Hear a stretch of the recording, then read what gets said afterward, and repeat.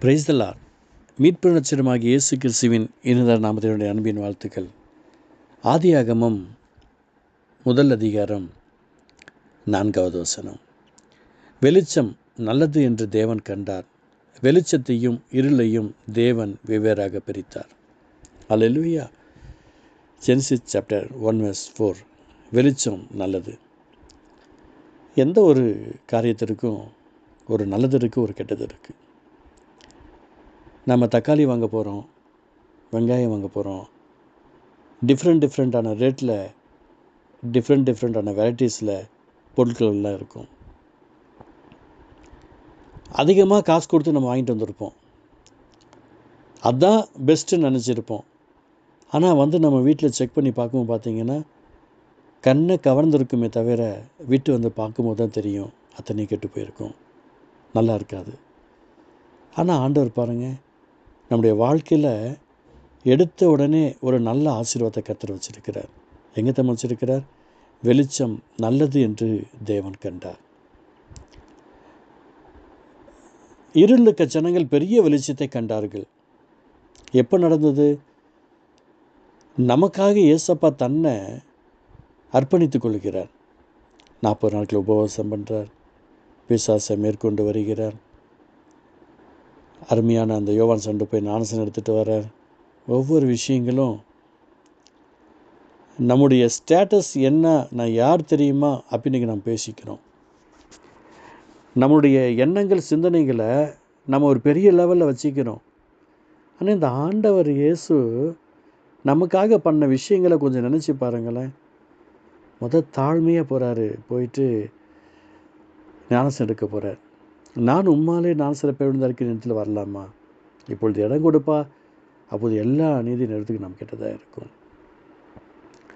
இந்த ஆண்டவரை குறித்து நான் நிறைய விஷயங்களை நான் பார்த்துட்டு வந்துக்கிட்டே இருக்கிறேன். எந்த விஷயத்தில் என்னால் மாற்றிக்கொள்ள முடியாமல் இருக்கிறதோ அந்த விஷயத்தில் கர்த்தர் சக்ஸஸை கொண்டு வருகிறார். நிறைய காரியங்களை பார்த்துட்டேன். நான் முடியாத, நான் யார் தெரியுமா அப்படின்னு சொல்லி நம்ம மாற்றிட்டு உட்காந்துருக்க முடியாது.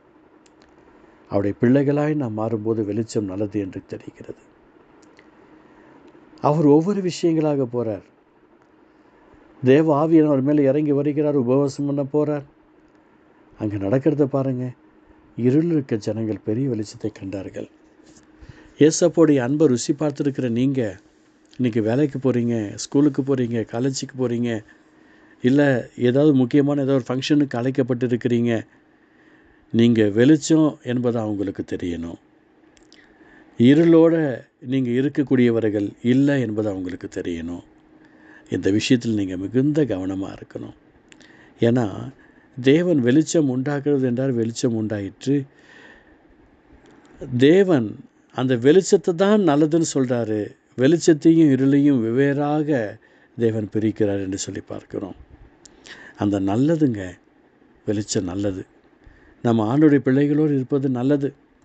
நம்ம வேதத்தை வாசிப்பது நல்லது, ஜெபம் பண்ணுவது நல்லது, ஆண்டவரை துதிப்பாடுவது நல்லது, அவருடைய நாமத்தை மகிமைப்படுத்துவது நல்லது, அவருக்காக வாழ்வது நல்லது, அவருக்காக ஓடுவது நல்லது, அவருக்காக மகிமையாய் மரிப்பதும் நல்லது, அவருடைய நாமத்தோடு கூட இருப்பது நல்லது. அதுதான் வெளிச்சம். அந்த வெளிச்சத்தின் ஆசீர்வாதம் இன்றைக்கி நமக்குள்ளே இருக்கிறதா? இல்லை உலகத்துடைய நட்புகள் நமக்குள்ளே இருக்கிறதா? ஒருவன் கிறிஸ்துவுக்குள் இருந்தால் புது சிருஷ்டியாக இருக்கிறான். பழையவைகள் எல்லாம் ஒழிந்து போயின, எல்லாம் புதுசாகுது. பழையவைகள் எல்லாம் என்ன ஆகுது? காணாமல் போயிடுது. அதான் சொல்கிறாரு, முந்தினவர்கள் நினைக்க வேண்டாம், பூர்வங்களை சிந்திக்க வேண்டாம், நான் ஏதோ புதிய காரியத்தை செய்கிறேன். ஆண்டவர் நமக்கு ஒரு அற்புதம் செய்கிறார் தெரியுங்களா?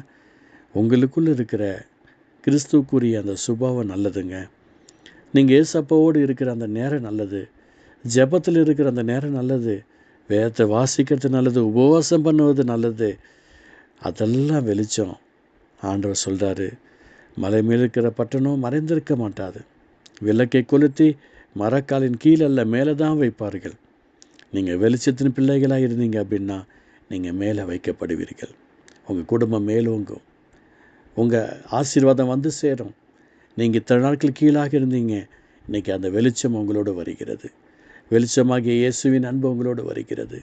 வெளிச்சமாகிய இயேசு கிறிஸ்துடைய பாசம் உங்களோடு வருகிறது.